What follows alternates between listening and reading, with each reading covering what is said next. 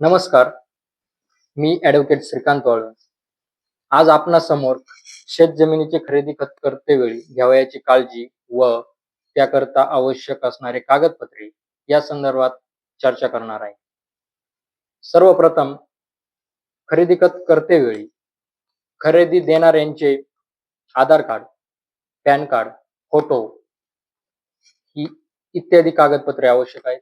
तसेच खरेदी घेणार यांचे आधार कार्ड, फोटो, पॅन कार्ड तसेच शेतकरी असल्याचा पुरावा म्हणून स्वतःचा किंवा कुटुंबातील इतर सदस्यांचा पूर्वीचा सातबारा जोडणे देखील गरजेचे आहे.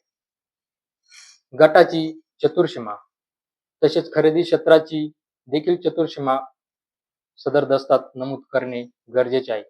तसेच विहीर पाणी हिस्सा तसेच रस्त्यात सदर खरेदी क्षेत्रात येणे जाणेकरिता वहिवाटीचा रस्ता इत्यादी गोष्टी लिहून घेणे देखील गरजेचे आहे. तसेच सदर खरेदी क्षेत्राचा सातबाराच्या इतर अधिकारात इतर बँकेचा, सोसायटीचा बोजा किंवा जप्ती बघणे देखील गरजेचे आहे. त्यानंतर आपण खरेदी करावयाच्या क्षेत्राचे सरकारी बाजारभावाप्रमाणे मूल्यांकन काढवायचे आहे. त्याकरिता कमीत कमी 3 वर्षाची पीक पाहणी आवश्यक आहे.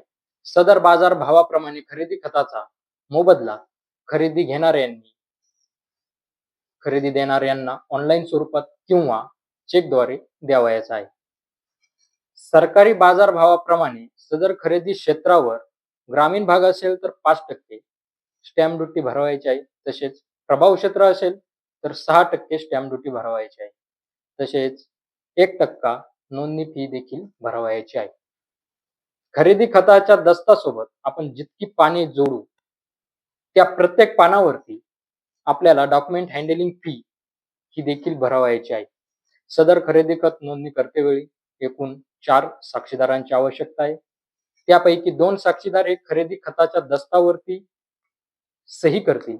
तसेच उर्वरित 2 साक्षीदार हे खरेदी खत नोंदणी करतेवेळी ओळख म्हणून सही करतील. त्याकरता त्यांच्या आधार कार्डची देखील आवश्यकता आहे. याप्रमाणे शेतजमिनीचे खरेदी खत आपण नोंदणी करू शकतो. धन्यवाद.